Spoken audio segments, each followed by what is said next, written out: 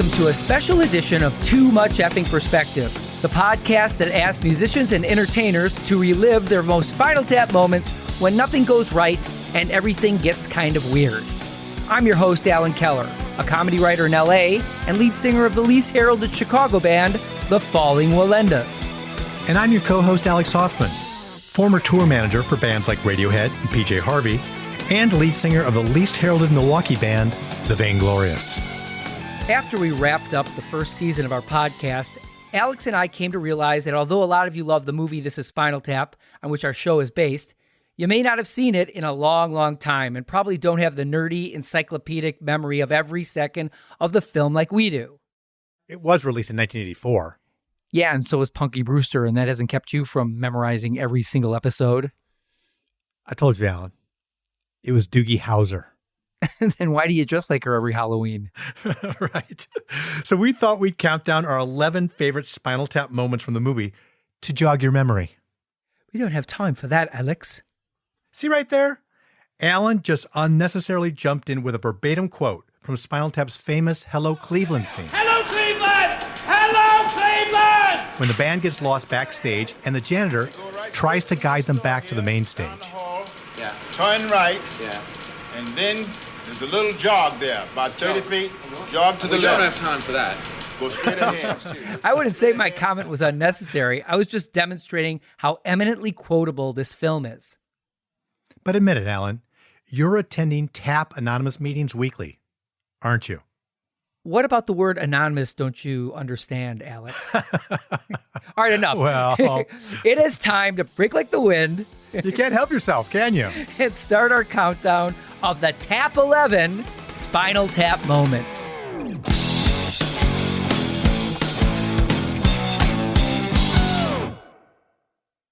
Number 11 is probably the most famous quote from This Is Spinal Tap, and the reason we are doing a Tap 11 instead of a boring old run-of-the-mill top 10.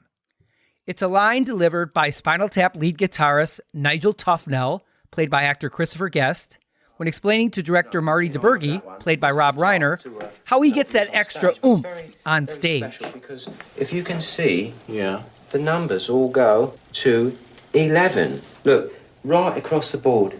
11, 11, and most of 11, the amps go up to 10. Exactly. Does that mean it's louder? Is it any louder? Well, it's one louder, isn't it? Well, it's one louder, isn't it? The idea of cranking something up to 11 has actually become part of our everyday vernacular. Even people who never saw the movie know when you want to go balls to the walls, you dial it up to 11. But of course, they're kidding, because it's a comedy. You can't crank up to 11 any more than you can give 110%. It's like ordering 2 all-you-can-eat buffets for yourself. You can only eat as much as you can eat. Yeah, Alan, good luck convincing most Americans of that. Why don't you just make 10 louder and make 10 be the top number and make that a little louder? These go to 11. At number 10 is Tap bassist Derek Smalls, played by Harry Shearer, discussing his role in the band as basically the intermediary between the two leads, Nigel, and singer David St. Hubbins, played by Michael McKean. We're very lucky in the sense that we've got 2 visionaries in the band. You know, David and Nigel are both like poets, you know, like Shelley or Byron or people like that. The 2 totally distinct types of visionaries. It's like fire and ice, basically. You see, I feel my role in the band is to be kind of in the middle of that, kind of like lukewarm water. And that is so true, because any band with co-leaders is going to need a third guy to serve as the warm water, so to speak. And hopefully that guy isn't near the mic stand, because puddles and electricity, bad combination. Number 9 comes from the running bit that all Spinal Tap drummers end up dying from mysterious causes. It's actually the most dangerous occupation in the world, next to being a lumberjack or a taste tester at California Pizza Kitchen. There goes another potential sponsor. It'll free us up to go after the Derek and the Domino's Pizza franchise.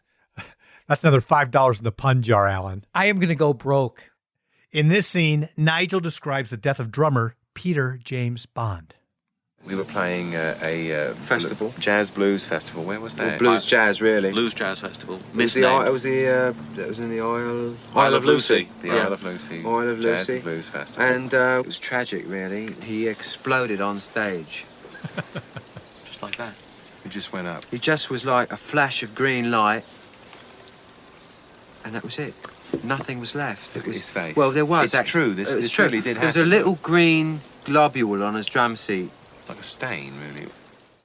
You know, it took me dozens of viewings before I got the gag that Isle of Lucy is a riff on I Love Lucy. You're not as quick as I thought. I'm not as quick as anyone thought. Actually, you noticed it before I did. Oh, did you not know that's that either? Had no idea. Isn't that? I'm like, it always kind of reminded me of something. I'm like, oh, that's what he's doing. A couple of dim bulbs, you and me. Totally. Anyway, number 8 is about another dead Spinal Tap drummer, Eric Stumpy Joe Childs. Nigel tells why the killer was never caught, even though the authorities had the murder weapon. The official explanation was he choked on vomit. It was actually passed away. It was actually someone else's vomit. It was not. It's ugly. You know, there's no real.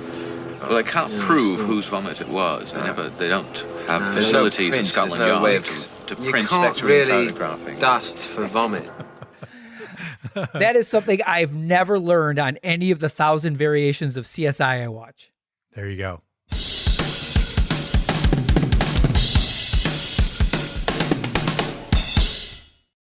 At number 7 is David St. Hubbins talking about the reason why he's not too upset about his lifelong friend and bandmate Nigel quitting Spinal Tap in the middle of their tour after they've had a falling out. Well, I'm sure I'd feel much worse if I weren't under such heavy sedation. What I particularly love in that scene is you can see that Michael McKean's pupils are extremely dilated. Maybe that's just method acting. Well, it makes me wonder how they prepared for the matching cold sore scene earlier in the flick. Ooh, yikes. Okay. All right. Well, moving on quickly. At number 6 is my favorite in a series of rationalizations the band and their manager Ian Faith make about why their tour is rapidly deteriorating. When the original design for their Smell the Glove album is deemed too sexist, their label Palmer Records just leaves the cover blank and black. But Nigel tries to put the best possible spin on it. Yeah, get it? Spin? Like a record or something? Nerd. I think he's right. There's something about this that's so black. It's like, how much more black could this be? And the answer is none. None. But David isn't fooled. This is something you wear around your arm. You don't put this on your fucking turntable. David, it's a choice. And their managers answered all that. It's time to kick ass. And it's time for us to take a short break.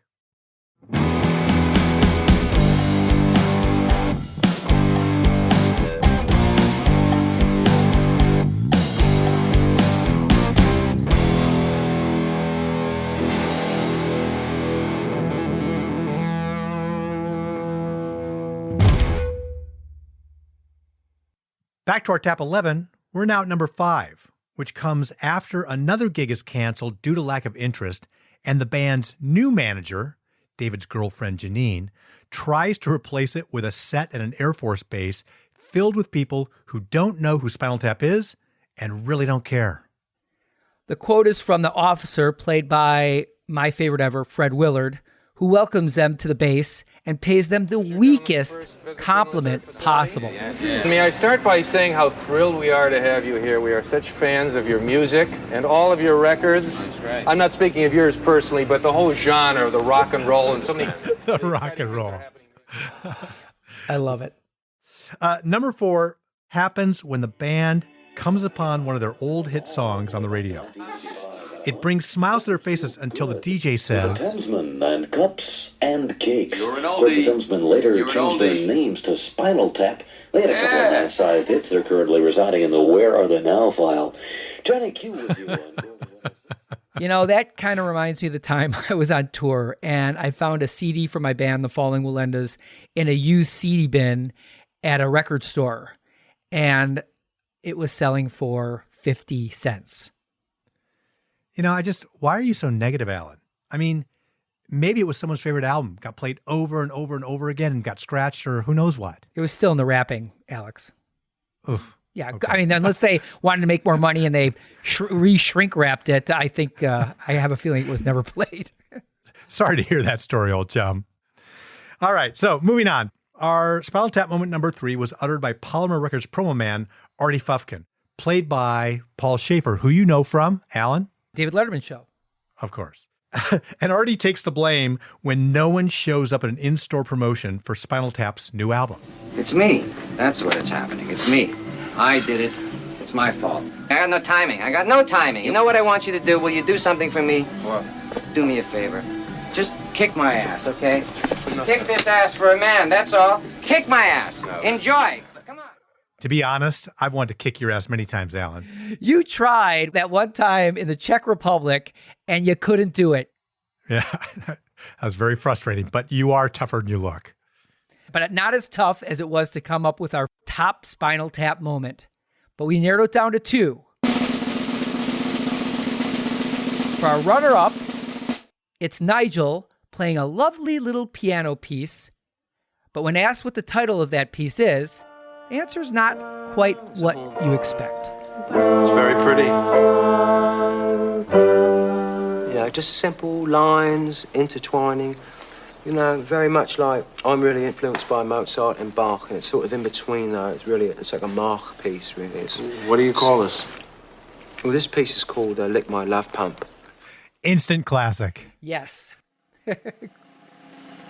And now for the number 1 Spinal Tap moment as judged by us 2 aficionados. It's a little self-serving, I suppose, since it's the moment we named our podcast after and is delivered by David at the gravesite of the band's idol, Elvis Presley. No, this is thoroughly depressing. It really puts perspective on things, doesn't it? Not too much. There's too much fucking perspective now. Nothing puts things in perspective like death. I think the added perspective, or perhaps the irony here, is that no matter how great the king was, he'll always be remembered for dying on the throne. You mean the toilet? Yeah, that throne. Didn't you know that? I had no idea. Yeah, he died on the throne, and Lenny Bruce died on the throne. A lot of people. That's a very dangerous area. Yeah, that's why I have like crime tape around mine in the bathroom. I'll never use one again. Okay, well, there you have it. 11 of the most riveting, memorable Spinal Tap moments in This Is Spinal Tap. We hope you like this special edition of our podcast. If you haven't yet, check out our other episodes where we swap Spinal Tap moment stories with bands like Pixies, Styx, Sleater-Kinney, Drive-By Truckers, and many others. And if you have a Spinal Tap moment that didn't make our Tap 11, record your thoughts on your phone and email it to us at hello@tmepshow.com, or just DM us on Instagram at tmepshow. Who knows? We may even include your suggestion in a future episode. Oh, you're trying to kick me out, right? You're trying to find a replacement for me. That's real subtle. That's subtle. Just like the B in subtle is subtle. These are audition tapes. This is Alan Keller, and on behalf of Alex Hoffman and myself, thanks for listening. We'll see you next time on Too Much Effing Perspective.